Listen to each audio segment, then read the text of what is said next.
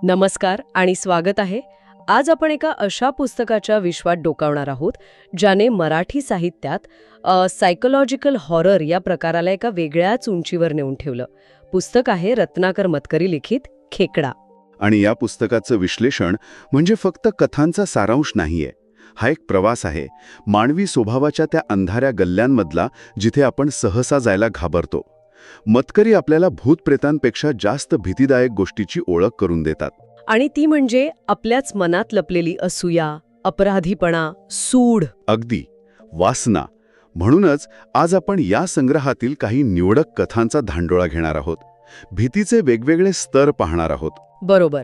सुरुवात करूया शारीरिक आणि अमानवी भीतीपासून, मग जाऊया नात्यांमधल्या मानसिक द्वंद्वाकडे, आणि शेवटी पोहोचूया त्या अस्तित्वाच्या भीतीकडे जी आपल्या सगळ्यांच्या मनात कुठेतरी दडलेली असते. चला सुरुवात करूया याच नावाच्या पहिल्या कथेपासून.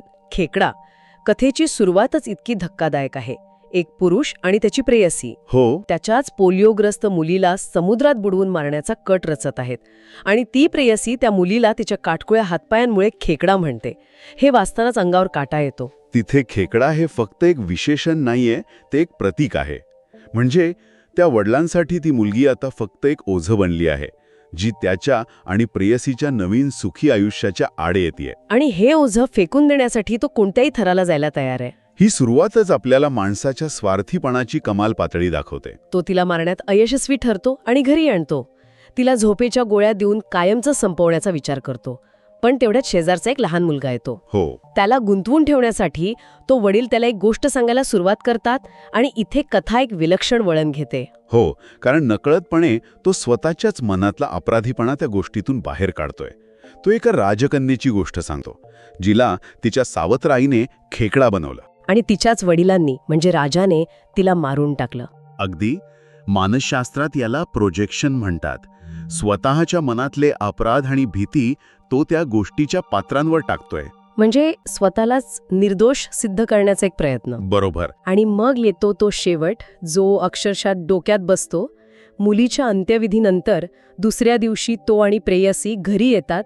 तो तिला टोमणा मारतो, जा बघ आत जाऊन, आता बिछाण्यात खेकडा दिसणार नाही. आणि ती जाते.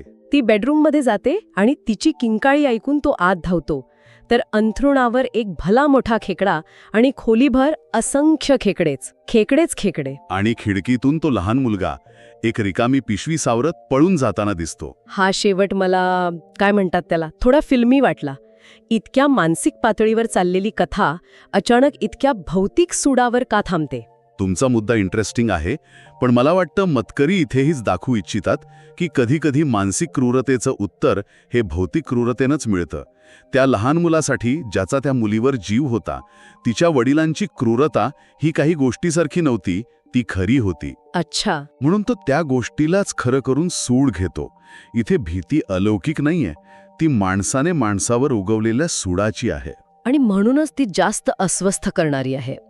खेकडामधली मुलगी एका नात्यामुळेच बळी ठरते. पण काय होतं जेव्हा नात्याची गरजच माणसाला एका विचित्र आणि दुःखद वाटेवर घेऊन जाते? हीच भावना आपल्याला कुणास्तव कुणीतरी या कथेत दिसते. ही कथा खूपच वेगळी आहे.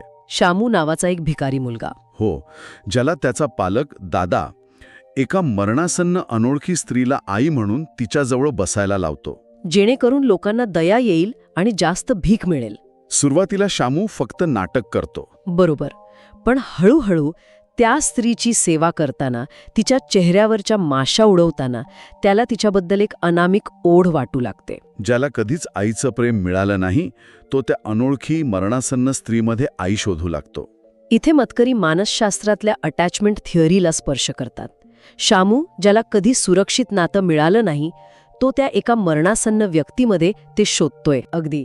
आणि त्या कथेचा शेवट तो मनाला चटका लावून जातो. ती स्त्री काहीही न बोलता मरते. शामू पुन्हा एकटा पडतो. हो. तो रडत असताना एका आरशात पाहतो आणि त्याला स्वतःच्या गालावर एक लहानसा गुलाबी चट्टा दिसतो. अगदी. त्या स्त्रीच्या चेहऱ्यावर होता तसा. हो.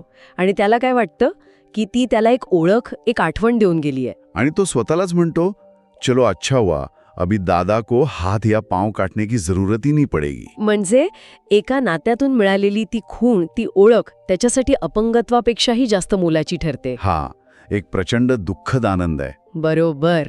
ह्या दोन कथांमध्ये आपण पाहिलं की सूड आणि नात्याची गरज या भावना किती टोकाच्या असू शकतात, पण जेव्हा ह्यात मत्सर किंवा असूया मिसळते तेव्हा ती अजूनच विषारी बनते. आणि हे विष मतकरींनी अंतराय आणि एक विलक्षण आरसा या दोन कथांमधून अगदी भिन्न प्रकारे दाखवला आहे. अंतराळपासून सुरुवात करूया. ही कथा जयंत कारखानीसच्या रोजेनिशीच्या स्वरूपात आहे. त्याच्या पत्नीच्या माधवीच्या मृत्यूनंतर त्याचा मित्र शशांक दावा करतो की त्याला माधवीचं भूत दिसतं. आणि यामुळे जयंतच्या मनात संशयाचं विष पसरायला लागतं. इथे भीती भूताची नाहीये, भीती आहे विश्वासाला तडा जाण्याची. जयंतला वाटू लागतं की माधवी आणि शशांक यांचे संबंध होते. शशांकने रचलेला प्रत्येक बनाव, जसं की माधवीने त्याला सोन्याची अंगठी दिली होती, हे जयंतच्या मनात पत्नीबद्दल कायमचा अंतराय म्हणजेच अंतर निर्माण करण्यासाठी असतं. हे एक प्रकारचं मानसिक युद्ध आहे. हो. पण खरा ट्विस्ट तेव्हा येतो जेव्हा जयंतला शशांकची डायरी सापडते. आणि त्यात लिहिलेलं असतं की हे सगळं नाटक होतं. अनेक वर्षांपूर्वी माधवीने त्याला नकार दिल्याचा सूड तो अशा विचित्र पद्धतीने घेत असतो. पण मग एक प्रश्न उरतोच. वादळी पावसात ती डायरी जयंतच्या घरी आणून ठेवली कोणी? आणि हाच मतकरींच्या लेखनाचा गाभा आहे. ते संदिग्धतेचा म्हणजे ॲम्बिग्युइटीचा खूप सुंदर वापर करतात. कथा कुठे संपते हे महत्त्वाचं नाही, तर आपल्या मनात जे प्रश्न निर्माण होतात तो अनुभव महत्त्वाचा आहे.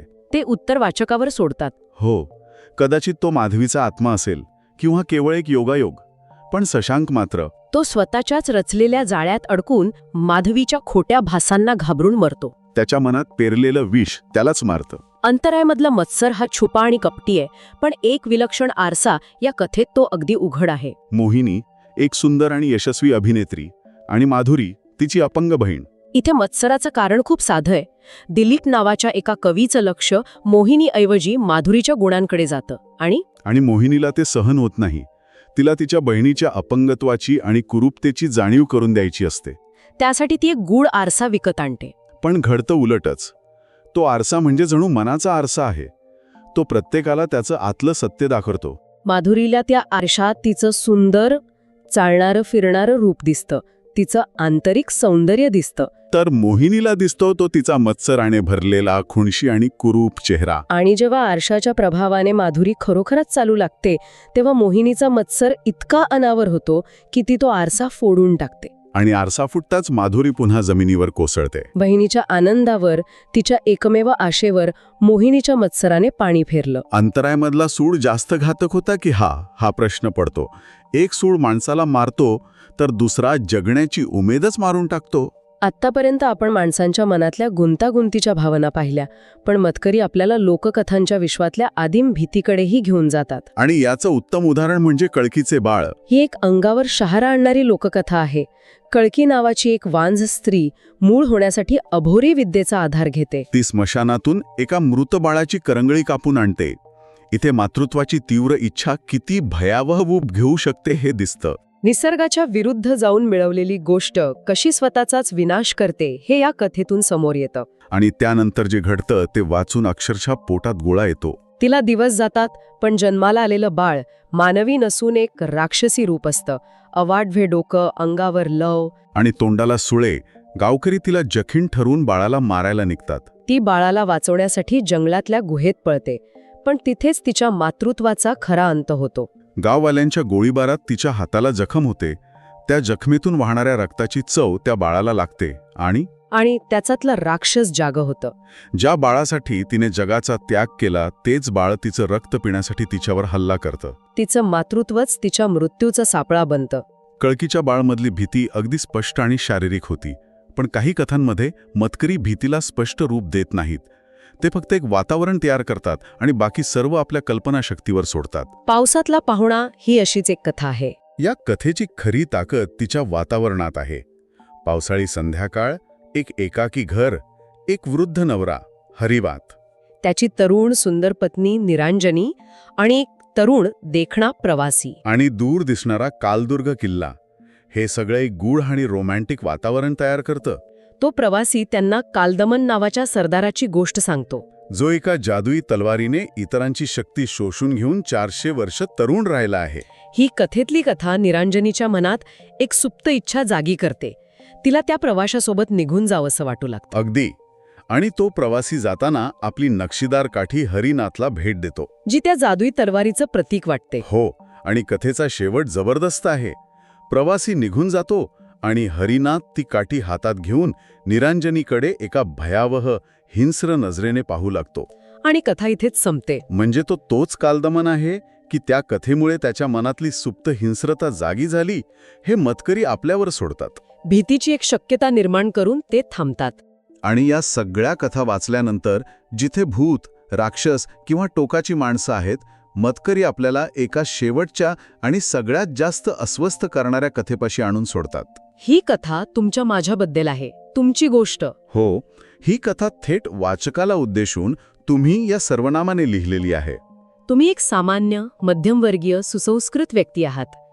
गुन्हेगारी जग तुमच्यासाठी फक्त वर्तमानपत्रातली बातमी आहे. पण एका संध्याकाळी तुम्ही फक्त एका अनोळखी स्त्रीला पत्ता शोधायला मदत करता आणि नकळतपणे एका खुनाच्या कटात अडकता. ही कथा दाखवते की आपलं सभ्य आयुष्य किती तकलादू पायावर उभा आहे. एक चुकीचा निर्णय किंवा केवळ दुसऱ्याला मदत करण्याची इच्छा तुम्हाला एका अशा चक्रव्यूहात अडकवू शकते जिथून सुटका नाही. सुरीवर तुमचे ठसे, लोकांनी तुम्हाला भांडताना पाहिलेलं असणं, बुटांवर रक्ताचे डाग, सगळे पुरावे तुमच्या विरोधात जातात आणि तुम्ही निरपराध असूनही गुन्हेगार ठरता. इथे अलौकिक काहीच नाही. ही भीती वास्तवाच्या इतकी जवळची आहे की ती आपल्याला आतून हलवते. बरोबर. लेखक शेवटी म्हणतात की ही केवळ एक शक्यता आहे, पण ती कोणासोबतही घडू शकते. आणि हीच जाणीव या कथेला संग्रहातील सर्वात भयावह कथा बनवते. कारण ही भीती आपल्या मनात कायमची घर करून राहते. तर या होत्या रत्नाकर मतकरींच्या खेकडामधील काही कथा. या सगळ्या कथा वाचून एक गोष्ट तर नक्की कळते. खरी भीती बाहेर कुठे नसते, ती आपल्याच डोक्यात, आपल्या मनात असते. या कथा एका आरशाप्रमाणे आहेत. त्या आपल्याला मानवी स्वभावाचे ते पैलू दाखवतात जे आपण सहसा पाहू इच्छित नाही. मतकरींची पात्र ही काही राक्षस नसतात. ती तुमच्या आमच्यासारखीच सामान्य माणसं असतात, जी परिस्थितीमुळे किंवा त्यांच्या मनातल्या अंधारामुळे एका टोकाच्या निर्णयापर्यंत पोचतात. आम्ही खेकडा ही पुस्तक स्वतः वाचण्याचा नक्कीच सल्ला देऊ. हो, कारण प्रत्येक वाचकासाठी या कथांचा अर्थ आणि अनुभव वेगळा असू शकतो. यातल्या प्रत्येक कथेवर खोलवर विचार करायला हवा. आणि या कथा वाचल्यानंतर एक प्रश्न नक्कीच मनात येतो की अशा परिस्थितीत आपण स्वतःला सापडल्यास आपण काय करू? आपली प्रतिक्रिया काय असेल, हा विचार नक्की करण्यासारखा आहे. पुढच्या वेळी कोणत्या पुस्तकावर असं सविस्तर विश्लेषण ऐकायला आवडेल हे आम्हाला कमेंट्समध्ये नक्की सांगा. पुढच्या वेळी भेटूया एका नवीन विषयासोबत. तोपर्यंत नमस्कार.